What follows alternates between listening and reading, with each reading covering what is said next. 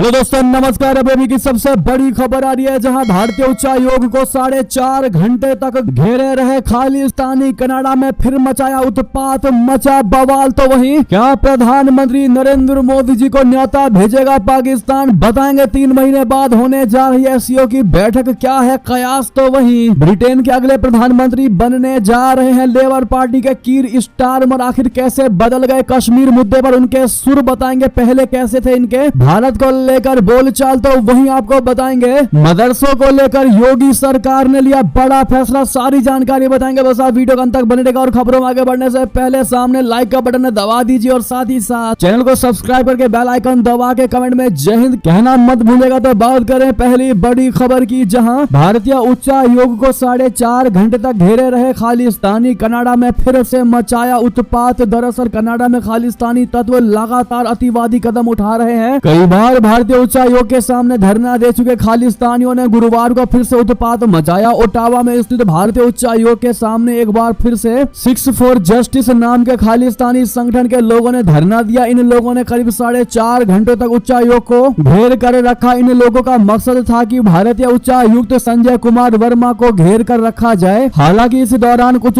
भारत समर्थक भी वहां पहुंचे, जिनके हाथों में तिरंगे झंडे थे। ये लोग खालिस्तानियों का विरोध कर रहे थे। बीते 1 साल से कम के अंदर ही कनाडा में ऐसे 20 प्रदर्शन हो चुके हैं। पिछले साल 18 जून को खालिस्तानी हरदीप सिंह निज्जर की कनाडा के सरे में हत्या हो गई थी। अब ऐसे में खालिस्तानियों का आतंक दोस्तों, और इनका आतंक आज भी जारी है। भारतीयों को लेकर इस पर आपकी राय तो बनती है। तो वहीं आपको बता दें, क्या प्रधानमंत्री मोदी जी को न्योता भेजेगा पाकिस्तान? 3 महीने बाद होने जा रही एससीओ की बैठक। दरअसल भारत और पाकिस्तान के बीच किस तरह के संबंध है, ये किसी से छिपा नहीं है। आतंक के आका पाकिस्तान को भारत सीधे रास्ते पर आने की बार बार चुनौती देता रहा है, लेकिन वो अपनी हरकतों से बाज नहीं आता है। इस बीच 3 महीने बाद पाकिस्तान में शंघाई सहयोग संगठन यानी एससीओ की बैठक होने जा रही है। भारत भी इस संगठन का अहम सदस्य है। ऐसे में भारत क्या इस मीटिंग में हिस्सा लेगा या नहीं, इस पर सवाल है। हालांकि पाकिस्तान अपनी तरफ से भारत को निमंत्रण भेजने के लिए तैयार है। जी हाँ, पाकिस्तान का कहना है कि वो एससीओ में शामिल सभी सदस्य देशों के राष्ट्रीय अध्यक्षों को आमंत्रित करेगा। इसी हफ्ते कजाकिस्तान की राजधानी अस्ताना में आयोजित एससीओ की बैठक में प्रधानमंत्री नरेंद्र मोदी जी शामिल नहीं हुए थे। विदेश मंत्री जयशंकर जी इस बैठक में शामिल हुए थे। जयशंकर जी ने ही पीएम मोदी का संदेश बैठक में पढ़ा, जिस दौरान ये सम्मेलन हो रहा था। भारत में संसद का सत्र चल रहा था, लेकिन अब जो बैठक पाकिस्तान में होने जा रही है वो इसी साल के अंत में अक्टूबर महीने में है। पाकिस्तान विदेश कार्यालय की प्रवक्ता मुमताज जहरा बलोच ने जब ये पूछा गया कि क्या पाकिस्तान पीएम मोदी को एससीओ सम्मेलन में हिस्सा लेने के लिए आमंत्रित करेगा, इस पर बलोच ने कहा है कि पाकिस्तान इस बैठक की मेजबानी कर रहा है। इसकी अध्यक्षता पाकिस्तान के पास है, इसीलिए अध्यक्ष के रूप में हम एससीओ सदस्य देशों के सभी राष्ट्रीय अध्यक्षों को निमंत्रण अवश्य भेजेंगे। बलोच ने आगे कहा कि हम आशा करते हैं कि अक्टूबर 2024 में होने वाली एससीओ की बैठक में सभी सदस्यों का प्रतिनिधित्व होगा। लेकिन क्या लगता है दोस्तों आपको,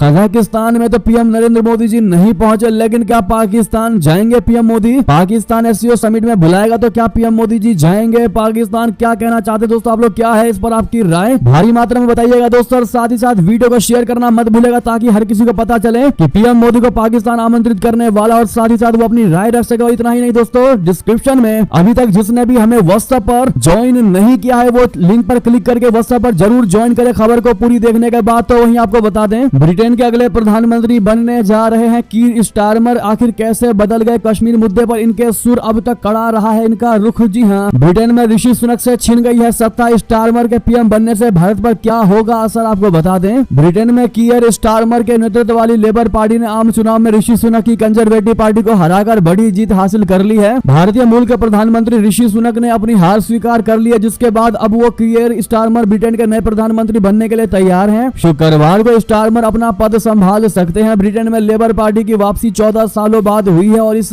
बदलाव से ब्रिटेन सरकार की नीतियां भी बदलेंगी, जिसका असर ब्रिटेन के अहम सहयोगी भारत पर भी पड़ने वाला है। ब्रिटेन में 650 संसदीय क्षेत्र हैं, जिनमें से 641 सीटों के नतीजे आ चुके हैं। 410 सीटों पर लेबर पार्टी को जीत मिली है, जबकि ऋषि सुनक की कंजरवेटिव पार्टी महज 119 सीटें ही जीत पाई है। जी हाँ, भारत और ब्रिटेन के रिश्ते हमेशा से ही लगभग स्थिर रहे हैं, और ऋषि सुनक के कार्यकाल के दौरान भी रिश्ते सही रहे हैं। दोनों देशों के द्विपक्षीय रिश्तों में व्यापार एक अहम विषय रहा है, और दोनों देश चाहते हैं कि मुक्त व्यापार समझौता हो जाए, ताकि व्यापार को बिना रुकावट और आगे लेकर जाया जा सके। जी हाँ, आपको बता दें, एक समय था जब कश्मीर पर लेबर पार्टी के प्रस्ताव से खड़ा हो गया था विवाद। जी हाँ, सोशलिस्ट विचारधारा वाली लेबर पार्टी की विदेश नीति हमेशा से विचारधारा पर आधारित रही है। पार्टी मानवाधिकार रिकॉर्ड के लिए भारत सहित कई देशों की आलोचना करती रही है। अगस्त 2019 में जम्मू कश्मीर से अनुच्छेद 370 हटाए जाने के एक महीने बाद सितंबर में लेबर पार्टी ने जेरेमी कार्बिन के नेतृत्व में एक आपात प्रस्ताव पास किया था, जिसमें मांग की गई थी कि अंतर्राष्ट्रीय पर्यवेक्षकों को कश्मीर में जाने की अनुमति दी जाए और इसके लोगों को आत्मनिर्णय का अधिकार दिया जाना चाहिए। और आज वो समय है दोस्तों कि अचानक से लेबर पार्टी के सुर बदल चुके हैं और आज वो भारत प्रेम दिखाने की कोशिश कर रहा है और जमकर भारतीयों का भी वोट मिला है दोस्तों लेबर पार्टी को। ऋषि सुनक को पहले ही भारतीय मूल के लोगों ने कहा था कि हम इस बार ऋषि सुनक को वोट नहीं देंगे। आखिर क्या रही है वजह कि ऋषि सुनक को भारतीय लोगों ने ही वोट नहीं दिया, भारतीय मूल के लोगों ने ही वोट नहीं दिया? क्या लगता है दोस्तों आपको? जो भी आपकी इस पर राय हो बताना मत भूलेगा। आपको बता दे दोस्तों, ऋषि सुनक दे रहे थे स्पीच, पीछे से लहराया लूजर का पोस्टर। कौन है ऐसी हिमाकत करने वाला? निको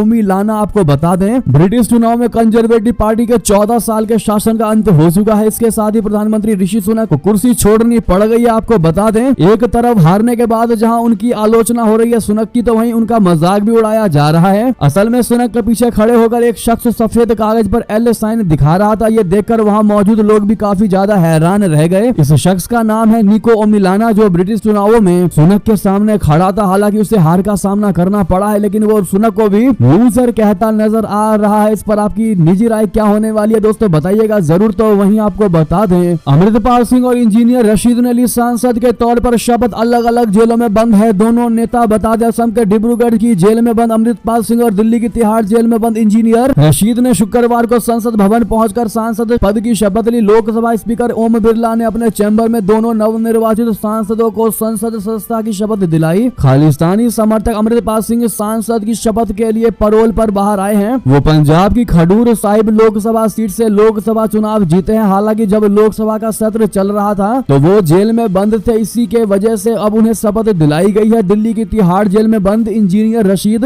जम्मू कश्मीर की बारामूला लोकसभा सीट से चुनाव जीतकर आए हैं। हाल ही में समाप्त हुए 18वीं लोकसभा के पहले सत्र के दौरान कुल 542 में से 539 नवनिर्वाचित सांसदों ने संसद सदस्यता की शपथ ली, लेकिन जेल में होने के कारण अमृतपाल सिंह और इंजीनियर रशीद सत्र के दौरान शपथ नहीं ले पाए थे। तो दोस्तों आपको बता दें पाकिस्तानी प्रधानमंत्री है या जोकर है, जी हां, खड़े रह गए रूसी राष्ट्रपति व्लादिमीर पुतिन और इस नेता से हाथ मिलाने को दौड़े शहबाज शरीफ, जिसके बाद अपनों ने ही घेरा शहबाज शरीफ को। दरअसल कजाकिस्तान की राजधानी अस्ताना में शंघाई सहयोग संगठन यानी एससीओ शिखर सम्मेलन के दौरान पाकिस्तान के पीएम शहबाज शरीफ और रूसी राष्ट्रपति व्लादिमीर पुतिन के बीच बैठक हुई है। दोनों देशों के रिश्तों के लिहाज से यह खास बैठक थी, लेकिन इस दौरान कुछ ऐसा हुआ जिसकी सोशल मीडिया पर खूब चर्चा है पाकिस्तान में। तो इस पर सोशल मीडिया के यूजर्स खूब मजे ले रहे हैं और इसे मोए मोए मूवमेंट करार दे रहे हैं। कई लोग शरीफ के बर्ताव पर भी कमेंट कर रहे हैं। दरअसल जो वीडियो सामने आया है उसमें शरीफ और पुतिन स्टेज पर खड़े दिखाई दे रहे हैं। इसी के दौरान शरीफ अचानक पुतिन को छोड़कर एक दूसरे नेता से हाथ मिलाने को बढ़ जाते हैं। पाकिस्तान के सोशल यूजर सवाल कर रहे हैं कि आखिर ये कौन है जिसके लिए शरीफ ने पुतिन तक को छोड़ दिया। इस पुतिन की ओर से जारी किए गए वीडियो में दिख रहा है कि बराबर में खड़े शरीफ जब अचानक उनको छोड़ बढ़ते हुए पुतिन चौंक जाते हैं। पाकिस्तानी पीएम दरअसल रूसी विदेश मंत्री सरगेई लावरोव को देखकर उनसे हाथ मिलाने के लिए बढ़े थे। लावरोव से हाथ मिलाने के बाद शरीफ लौटते हैं और फिर पुतिन के साथ हाथ मिलाते हुए फोटो खिंचाते हैं। कुछ सेकंड के लिए ये सब थोड़ा अटपटा सा लगता है, लेकिन दोनों नेता संभल जाते हैं। ये वीडियो तेजी से सोशल मीडिया प्लेटफॉर्म पर वायरल हो रहा है। अगर आप भी मानते हैं ये तरीके से व्लादिमीर पुतिन की तौहीन है, उनका अपमान है, तो अपनी राय अवश्य दीजिएगा। अगर आपको पता है कि किसी देश के प्राइम मेंबर खड़े हैं, प्राइम व्यक्ति खड़े हैं, उनको छोड़कर अगर आप उसी देश के दूसरे व्यक्ति से मिलते हैं तो कहीं ना कहीं ये उस प्राइम मेंबर का अपमान होता है। तो वहीं आपको बता दें अमेरिका से डरा पाकिस्तान एससीओ मीटिंग में शामिल होने के बाद दे रहा है सफाई। कजाकिस्तान जाकर फंस गए शहबाज शरीफ, आखिर कैसे? आपको बता दें पाकिस्तान के प्रधानमंत्री शहबाज शरीफ कजाकिस्तान की यात्रा पर गए हैं। एससीओ समिट में हिस्सा लिया, लेकिन एससीओ को अमेरिका के खिलाफ देखा जाता है। इसी कारण अब पाकिस्तान को सफाई देनी पड़ गई है। पाकिस्तान ने गुरुवार को कहा कि वो किसी भी गुट का हिस्सा नहीं बनेगा।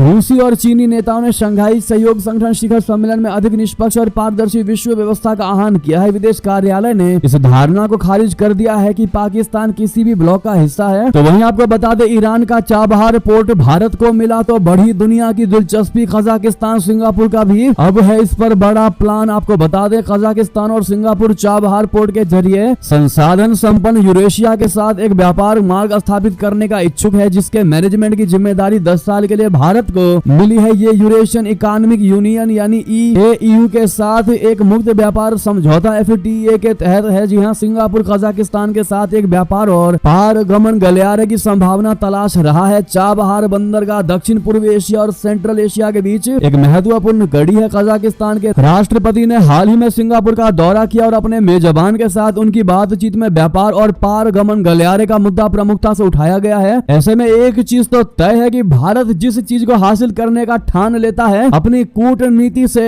वो चीज जरूर हासिल कर लेता है। यानी कि भारत की कूटनीति हमेशा से रंग लाती नजर आई है, खास करके 2014 के बाद से। मानते कि नहीं आप लोग इस बात को बताइएगा जरूर। तो वहीं आपको बता दें, भारत बांग्लादेश बॉर्डर पर बीएसएफ के हाथ लगे 7 धन कुबेर। बरामदगी में मिले 9.6 किलोग्राम सोना व 11.5 लाख नकदी यानी 11.5 लाख रुपए। जी हाँ, भारत बांग्लादेश बॉर्डर पर बीएसएफ को बड़ी सफलता हाथ लगी है। बीएसएफ और डीआरआई के एक सफल ज्वाइंट ऑपरेशन में सुरक्षा बलों ने 11.5 लाख रुपए नगद कैश और 6 करोड़ 86 लाख रुपए मूल्य के 9.6 किलोग्राम सोना तस्करी करते हुए लोगों को पकड़ा है। सुरक्षा बलों ने इस घटना में शामिल सभी तस्करों को मौके से गिरफ्तार किया है। जानकारी के मुताबिक दक्षिण बंगाल फ्रंटियर के अंतर्गत नदिया जिले में तैनात 68 बटालियन के बीएसएफ जवानों ने राजस्व खुफिया निदेशालय के साथ मिलकर एक ज्वाइंट ऑपरेशन चलाया। ऑपरेशन के दौरान सुरक्षा बलों ने सीमा नगर से लगातार 7 तस्करों को गिरफ्तार किया। तो वहीं बता दें, अमरनाथ यात्रा खत्म होते ही जम्मू कश्मीर में हो सकते हैं चुनाव। बीजेपी ने शुरू कर ली तैयारी, अमित शाह जी ने दिए हैं इसके निर्देश। जी हां, केंद्र शासित जम्मू कश्मीर में जल्द चुनावों की घोषणा होने की उम्मीद है। रिपोर्ट्स के मुताबिक भारत निर्वाचन आयोग ने इलेक्शन को लेकर तैयारियां लगभग पूरी कर ली हैं। इंतजार सिर्फ अमरनाथ यात्रा के खत्म होने का किया जा रहा है। जम्मू कश्मीर में विधानसभा चुनाव 19 अगस्त को समाप्त होने वाली अमरनाथ यात्रा के बाद होने की उम्मीद है। केंद्रीय गृह मंत्री अमित शाह जी के नेतृत्व में भाजपा के राष्ट्रीय नेतृत्व ने राज्य के भाजपा नेताओं को विधानसभा चुनाव की तैयारी करने का निर्देश दिया है। ऐसे में बीजेपी ने चुनावी अभियानों के लिए तैयारियां शुरू भी कर दी हैं। गुरुवार को देर रात हुई बैठक में अमित शाह जी और भाजपा के राष्ट्रीय अध्यक्ष और केंद्रीय स्वास्थ्य मंत्री जेपी नड्डा ने जम्मू कश्मीर भाजपा के कई नेताओं के साथ विधानसभा चुनाव को लेकर बैठकें की हैं। तो वहीं बता दें, केपी शर्मा ओली के पीएम बनने पर भारत से रिश्तों पर क्या होगा असर। बता दें, भारत के अहम पड़ोसी नेपाल में सियासी उठापटक तेज हो गई है। यहाँ राजनीतिक समीकरण बदलने से मौजूदा प्रधानमंत्री पुष्प कमल दहल प्रचंड की कुर्सी खतरे में पड़ गई है। प्रचंड ने कहा है कि वो पद से इस्तीफा नहीं देंगे बल्कि संसद में विश्वास मत का सामना करेंगे। जी हाँ, ऐसे में अब प्रचंड के पास मात्र 30 दिनों का वक्त है। प्रचंड की सरकार पूर्व प्रधानमंत्री केपी शर्मा ओली की party communist party of Nepal एकीकृत मार्क्सवादी लेनिनवादी के समर्थन से चल रही है। जी हाँ, तो वहीं आपको बता दें, मध्य प्रदेश एटीएस ने नाकाम कर दिया आतंकी फैजान शेख का प्लान। सुरक्षा बलों पर करने वाला था लोन वुल्फ अटैक। जी हाँ, मध्य प्रदेश एटीएस पुलिस की एक बड़ी कार्रवाई खंडवा में आतंकवादियों के खिलाफ देखने को मिली है। खंडवा से इंडियन मुजाहिदीन के आतंकी फैजान शेख को एमपी एटीएस ने गिरफ्तार किया है। आरोपी लोन वुल्फ अटैक की योजना बना रहा था। अब तक की पूछताछ में पता चला है कि आरोपी सुरक्षा बल पर हमले की साजिश रच रहे थे। आतंकी का भोपाल, इंदौर, महू और देवास में मूवमेंट भी रहता था। आतंकी फैजान को कंजर मोहल्ला सलूजा कॉलोनी खंडवा से गिरफ्तार किया गया। उसके 4 अन्य सहयोगियों से पूछताछ की जा रही है। आतंकी को 5 दिन की रिमांड पर भी लिया गया है। हालांकि रिमांड के बाद और क्या क्या खुलासे होते हैं सबसे पहले आपको बताएंगे। साथ ही साथ बता दें, अमेरिका को फिर दिखाई अलकायदा ने आंखें। बोला 2 नागरिकों को छोड़ने के बदले अमेरिकी सरकार से उनके ग्वांतानामो जेल में बंद 2 अफगानी नागरिकों की रिहाई की मांग की। बता दें, अफगानिस्तान की तालिबान सरकार ने अफगान जेल में बंद 2 अमेरिकी नागरिकों के बदले अपने 2 अफगानी यानी तालिबानी नागरिकों की रिहाई की शर्त बाइडेन सरकार के सामने रखी है। अफगानिस्तान में तालिबानी सरकार के प्रवक्ता ज़बीउल्लाह मुजाहिदीन ने एक आधिकारिक सूचना में यह जानकारी देते हुए बताया है कि उनकी जेल में 2 अमेरिकी नागरिक बंद हैं और जिस तरह से अमेरिका अपने नागरिकों की रिहाई और सुरक्षा को लेकर चिंतित रहता है, इसी तरह से अफगानिस्तान की तालिबान सरकार भी अपने नागरिकों की सुरक्षा और रिहाई चाहती है। लिहाजा उन्होंने इन 2 अमेरिकी नागरिकों के बदले 2 तालिबानी नागरिकों को छोड़ने की बात की है। तो वहीं बता दें, कौन था खालिस्तानी आतंकी गजिंदर सिंह। पाकिस्तान में हुई इसकी मौत इंडियन एयरलाइंस को किया था इसने हाईजैक। बता दें, पाकिस्तान में एक और आतंकवादी मौत के घाट उतर चुका है। 1981 में इंडियन एयरलाइंस यानी IA की फ्लाइट को हाईजैक करने वाले वांटेड आतंकवादी गजिंदर सिंह की मौत हो गई है। बताया जा रहा है कि उसकी मौत पाकिस्तान के एक अस्पताल में कथित तौर पर दिल का दौरा पड़ने से हुआ है। वो 74 वर्ष का था। गजिंदर सिंह एक कुख्यात आतंकवादी था जो खालिस्तान समर्थक संगठन दल खालसा का सह संस्थापक था यानी फाउंडर था, को फाउंडर था। वो 1981 में इंडियन एयरलाइंस की फ्लाइट IC 423 के हाईजैकिंग के मुख्य साजिशकर्ताओं में शामिल था। जी हाँ दोस्तों, ये फ्लाइट श्रीनगर से दिल्ली जा रही थी जब इसे हाईजैक किया गया और बाद में इसे पाकिस्तान के लाहौर ले जाया गया। आपको बता दें, मदरसों को लेकर योगी सरकार का बहुत बड़ा फैसला। अब इस प्रणाली से दर्ज होगी उपस्थिति। जी हां, उत्तर प्रदेश सरकार ने मदरसों में शिक्षकों और छात्रों के लिए बायोमेट्रिक उपस्थिति की शुरुआत की है। शुरुआत में यह प्रणाली 560 सहायता प्राप्त मदरसों में लागू की गई है। इस कदम का उद्देश्य उपस्थिति और शिक्षण गतिविधियों की बेहतर निगरानी सुनिश्चित करना है। उत्तर प्रदेश मदरसा बोर्ड के रजिस्ट्रार आरपी सिंह ने बताया है कि सभी 560 अनुदानित मदरसों में नई व्यवस्था लागू हो गई है। शिक्षकों और छात्रों को अपनी उपस्थिति बायोमेट्रिक तरीके से दर्ज करानी होगी। इससे ये पता लगाने में मदद मिलेगी कि कौन किस समय आता है और कौन किस समय जाता है। इस नई प्रणाली के तहत कक्षाओं और कार्यालयों में सीसीटीवी कैमरे लगाए गए हैं। इससे शिक्षण गतिविधियों की समय पर निगरानी की जा सकेगी। बायोमेट्रिक डेटा से उपस्थिति का सटीक रिकॉर्ड मिलेगा। तो वहीं आपको बता दें, ये थी की सारी बड़ी खबर। आपको हमारी खबर कैसी लगी दोस्तों? थोड़ी भी अच्छी लगी है तो वीडियो को शेयर करना मत भूलेगा व्हाट्सएप, फेसबुक, ट्विटर पर। लेकिन आप सभी से रिक्वेस्ट है, डिस्क्रिप्शन में व्हाट्सएप चैनल का लिंक है दोस्तों। उस लिंक पर क्लिक करके आप लोग व्हाट्सएप पे आके हमारे इस चैनल को ज्वाइन करना मत भूलिएगा, ताकि आपको ट्रेंडिंग से ट्रेंडिंग खबरें सबसे पहले वहां बता सके और लगे हाथों वीडियो के अपडेट्स भी आपको वहां पर दे पाएंगे दोस्तों। तो ज्वाइन करना मत भूलिएगा और साथ में वीडियो को लाइक कर दीजिए, चैनल को सब्सक्राइब कर दीजिए, बेल आइकन दबा के कमेंट में जय हिंद कहना मत भूलिएगा। जय हिंद, जय भारत।